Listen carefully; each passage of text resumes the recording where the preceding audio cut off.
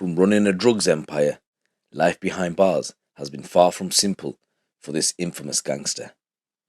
Curtis Warren killed a feared prisoner and ran an international drugs operation from behind bars. And last week, a number of media outlets stated that Curtis Warren, aka Cocky, is being prepared for release after 14 years in jail, but is going to be facing strict conditions. So Curtis Warren, who's 58, will not be allowed any assets worth more than £1,000, despite being worth nearly £200 million. It states that he will be hit with a string of other curbs on his lifestyle under a serious crime prevention order, including foreign travel and use of the internet, phones and vehicles. Alison Abbott, the head of lifetime management at the National Crime Agency, said, "Many career criminals regard prison as an interruption which rarely marks the end of their involvement in organised crime. This is why the NCA has a policy of lifetime management. Through the NCA's lifetime management program, we use serious crime prevention orders, travel restriction orders, and financial reporting orders as an extra layer of prevention. They ensure we firmly have these individuals on our radar, especially after prison, and anything that suggests that they're slipping into old ways can be detected early on." So sources have stated that Warren is due to be automatically released next year. He will not have to go before the parole board because he is not serving a life sentence. So as I stated, Warren, was at one point had an estimated fortune of nearly £200 to £300 million, was jailed for 13 years in 2019 over a plot to smuggle £1 million worth of cannabis into Jersey. He was given a further 10 years, of which he must serve half, after failing to pay an £198 million confiscation order, one of the largest ever made in Europe. Warren was held after undercover police arrested him in 2007, just days after he had been released from prison for a previous offence. He has spent almost all of the last 25 years in jail. So Warren is on a list which was published by the NCA early this year of individuals involved in organised crime who have been issued with serious crime prevention orders.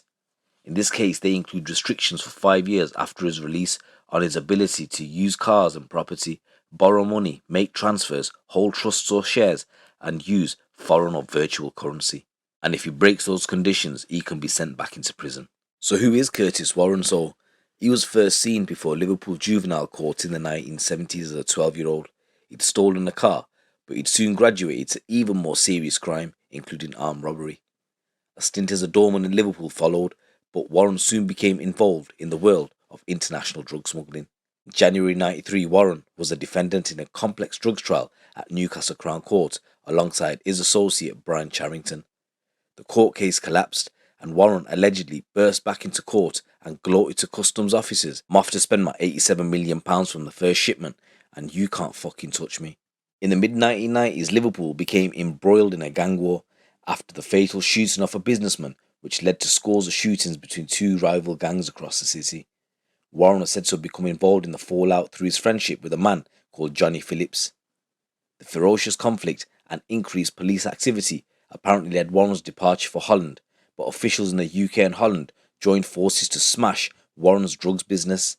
An elite police unit later stormed a farmhouse he was staying in, where they seized MDMA, 1,000 kilos of cannabis, guns, 3 hand grenades, and 940 canisters of CS gas. Warren was convicted of trying to mastermind a £125 million drug shipment from the Netherlands into the UK, and he was sentenced to 12 years in prison. Warren found himself banged up in a Dutch maximum security jail, where it emerged he'd taken part in an attack which led to a death of an inmate.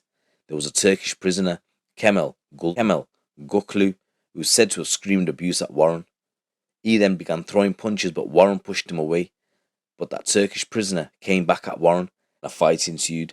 However, Warren got the better of the man, and he later died from his injuries. Warren claimed that he was acting in self-defense, but he was jailed for a further 4 years. On his release in 2007, within weeks, he had flown to Jersey to become involved in a £1 million cannabis plot. After a 3-week trial, a jury found Warren and his associates guilty, and for that plot, he was handed a 13-year sentence. Then in 2013, prosecutors alleged that Warren was in control of a £198 million drug empire from his cell. They claimed he was able to get hold of cocaine from South America, heroin from Turkey and Iran, and cannabis from Morocco, selling the drugs on from Liverpool, Brazil, Moscow, Swaziland, and Australia.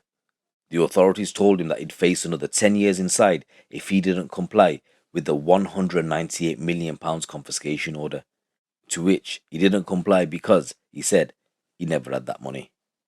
So, guys, that's some news that's been released this week where Curtis Warren is to be freed with strict conditions after 14 years in jail. Let me know what you guys think. It's your boy GC. Keep it locked, keep it real.